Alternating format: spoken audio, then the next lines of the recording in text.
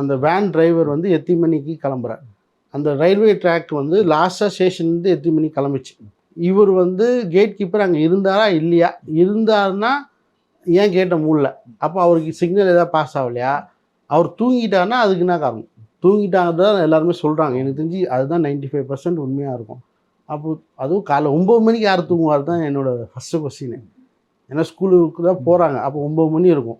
9 மணிக்கு காலைல யாரும் தூங்க மாட்டாங்க எனக்கு தெரிஞ்சு.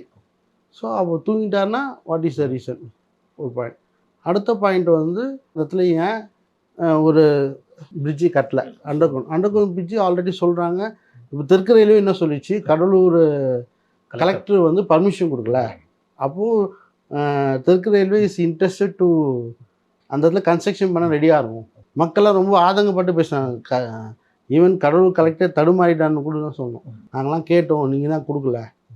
ஸோ அப்படின்னும்போது பியூரோக்ராட்ஸுக்கெலாம் உண்மையிலே நான் முதல்ல காப்பாற்ற வேண்டிய பொறுப்பு வந்து பியூரோக்ராட்ஸ் கையில் தான் இருக்கும், அரசை விட.